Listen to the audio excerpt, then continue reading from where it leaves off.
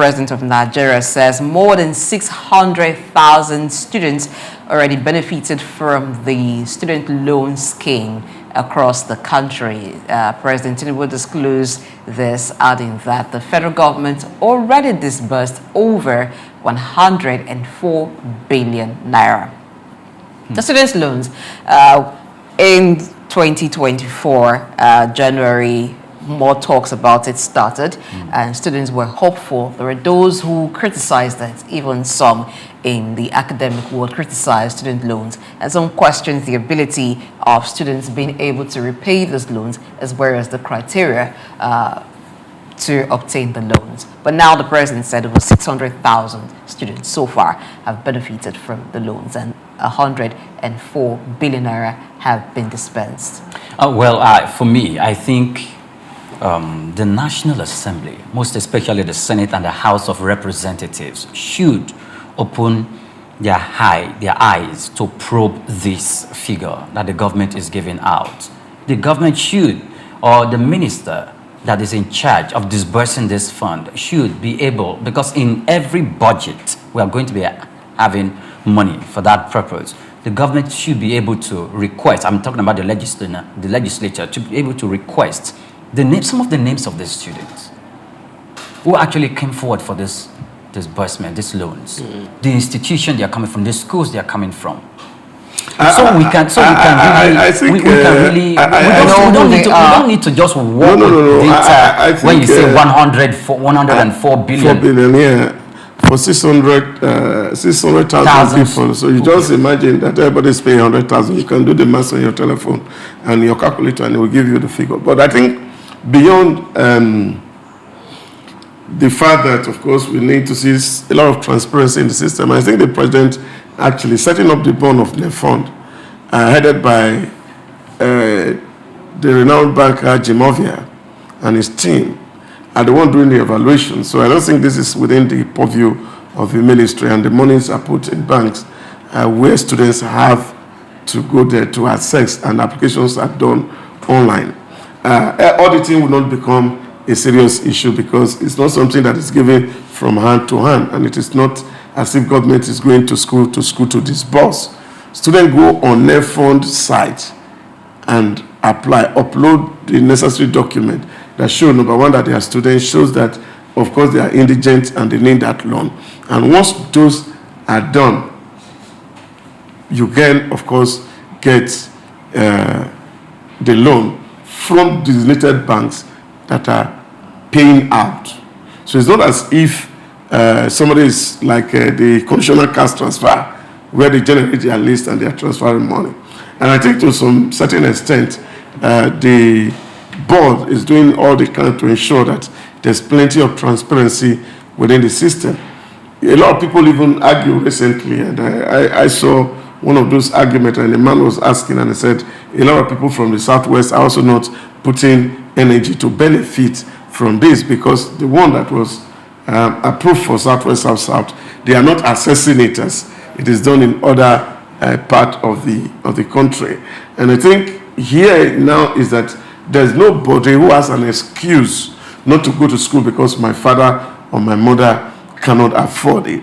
So that is just have settled one part of the societal problem. Right. But the second one, which of course is what Blessing alluded to, is the ability to be able to recoup this facility.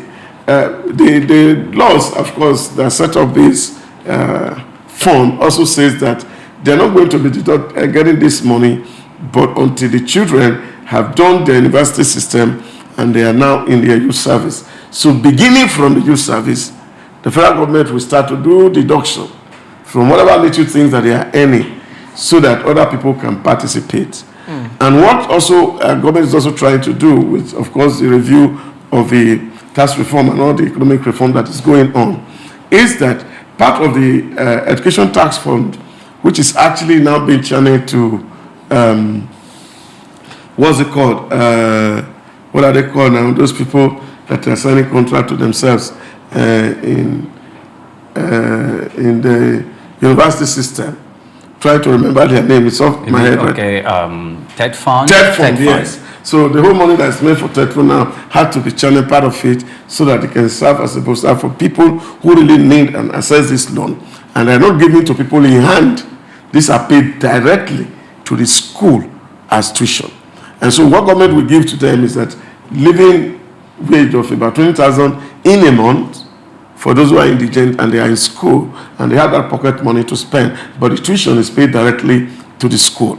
So, and I think to that very extent, the structure on the ground is fine. But I'm also thinking that what government can also begin to do is to ensure that we monitor these people, that we can get them into public service as they are graduating. And that would be an easier way to actually collect some of this loan back. Otherwise, I would have invested in some people and then they have jackpot and they don't even do the youth service. They don't do youth service. They don't work here. You can't get and then back. Of course, and I think some measures must be put in place to ensure that these people who are taking the loan, we give them an international passport, so that everybody who has this loan has an international passport that government can renew, so that when they want to jackpot, we will have to tie them down at the airport so that they can move. I think that you just said. No, I don't think it would be too stringent, because we know that people, except for a few, if you don't put in measures to collect back your money, you have to fight them, and sometimes they beat you and even escape with your money, and nothing happens. A while ago, maybe should be like last week or thereabout, but some time ago we talked about the microfinance institutions, how they become like the biggest creditors to Nigerians, because most Nigerians are able to secure loans from microfinance banks as opposed to the commercial banks.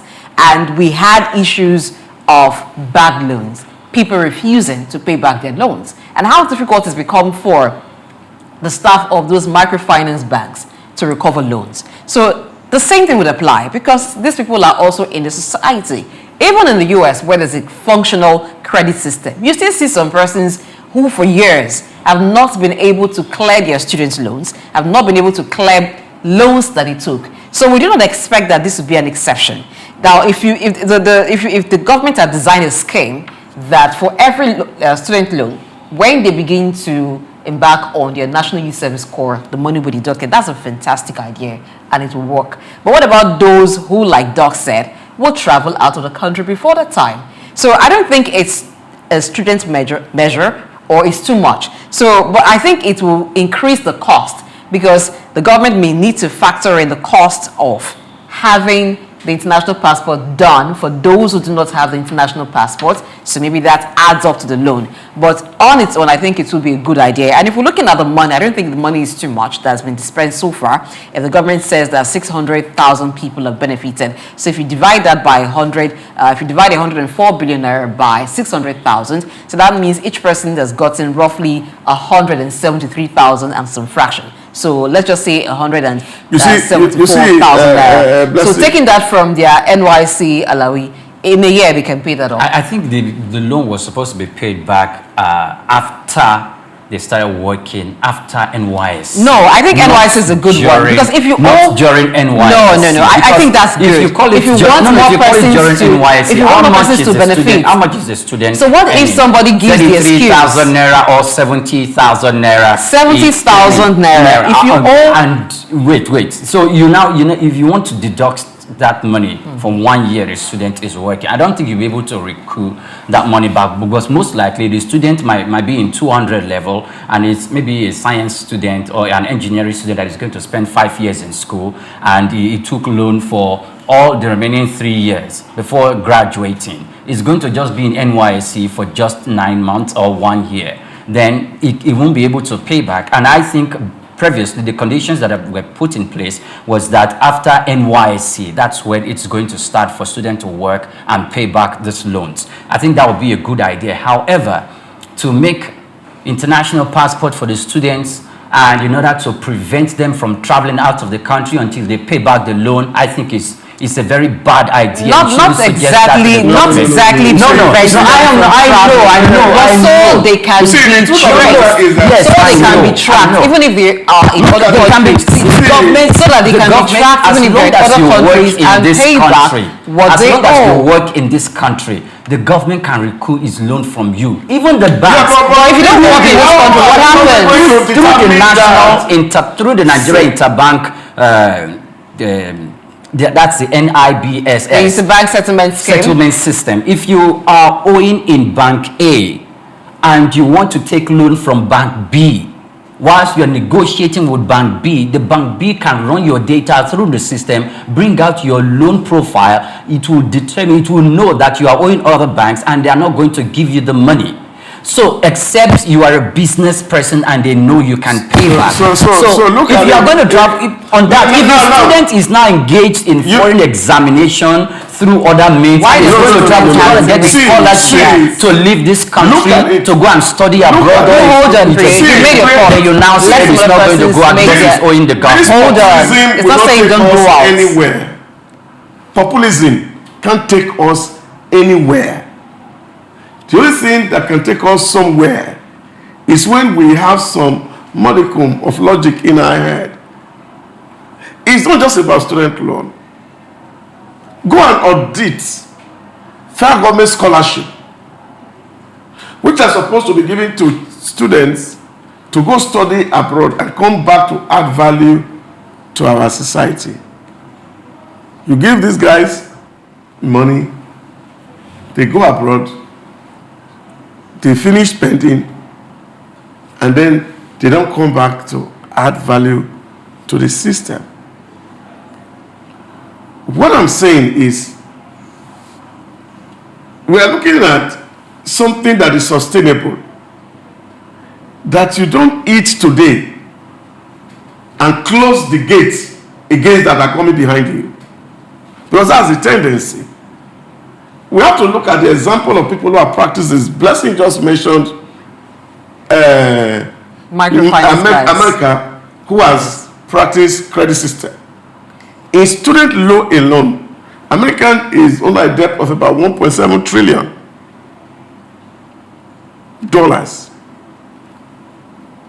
And of course, before Biden left that day, there was a bill before the Congress seeking to see whether they have to write it off, how to recover these things. So, and is it a scheme that can be sustained? There is nothing wrong in driving accountability and transparency in the head of every citizen of the state. That when government says, okay, they are giving you opportunity, that you don't abuse it. Just like they're not asking you for collateral. All that you have to do is that, let's understand, so that your movement can be tracked. That even if you are going to get something else, elsewhere, the government has to be aware. It's not that you are absconding from the system because you have benefited now and you feel as if it was a grant or it's just your own part of the national cake. Because if you carry that mentality, this thing we can also transfer. Of course, we have transferred into the... I'm not against students paying back. Hold on, Free. You've made your point. What I'm saying is that we have already transferred this. That's why we are seeing a whole lot of default in commercial banks. People take loan and they don't realize that it is their responsibility to pay back and say, just give me, I will spend it. And then you finish spending it, then you find a way to run away. Government must find a way to hold these guys accountable. So that if you take a loan from government to go to school, understand that you're going to find it. The point I'm making is that government must find a way to create job opportunity for these people so that when they finish school, they can pay back gradually. And I don't think that is too much to ask from the system. All right, what I think is this. Now, it is not too much. It is not as if the passport will be held and say, if you have an opportunity to travel out, you won't travel. It is just a way of being able to track them wherever they are in the world. Now, if a person doesn't want that, you should know from the beginning that when you're taking a loan, you have to repay the loan. If they are taking loans for 4 years of study, or they're taking loans for 5 years of study, 6 years, as the case may be, if they start payment in NYC, I believe that it will not be a deduction that will mean they are left with nothing at the end of the day. There would be some percentage of what they earn. So perhaps the deduction is going to be based on what you earn. So if you're earning 70,000 naira or 77,000 naira, as the case may be, hoping that the federal government implements the new increase for core members soon, there's a percentage of that will be taken. Now, if you are taking loans for 5 years of study or 4 years, they know definitely you can't finish paying that money within your 1 year. It's extended, but you already started paying some amount of it. Now, if you don't do that, if you don't start taking it from when they start earning some money, some persons can keep you for 5 years, 10 years. They'll tell you they've not gotten the job. So the earlier the government starts recovering back this funds so it can get to others, the better for the scheme. Else we'll have a scheme that just starts, you have only few beneficiaries, and it crashes. Then for those who would have the opportunity to travel out, they can travel, but the government has your passport number. Wherever you are in the world, they can track that and ensure you pay that. Because if you leave it to the discretion of the loan takers, chances are some persons will never pay. And that's why we've seen beautiful schemes like this start up. It never benefits the generality of Nigerians because few people start, and by their misbehavior, they spoil the whole thing. And I'm not sure we want that for the system. But what I also want the governments to do, that it's not just, it shouldn't just be a thing because you're a student of any Nigerian university or tertiary education institution, as the case may be, you can have access to this loan.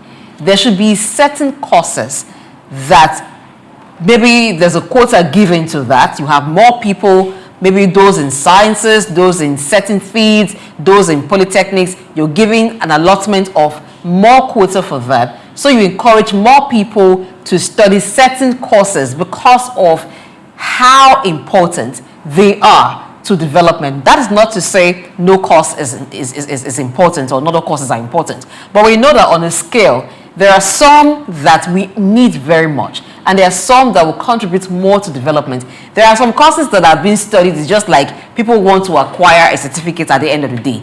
They don't really do much because the curriculum on which these courses run are outdated. So let's also be creative, introducing new courses, tech courses, and some they should be given as some incentive for people to go to those areas. So I think that's another thing that should be added to the scheme, not just for any student. It should be open, but certain courses should get maybe more quotas to act as an incentive. But I don't think that whichever way the government will want to get back this fund is too stringent.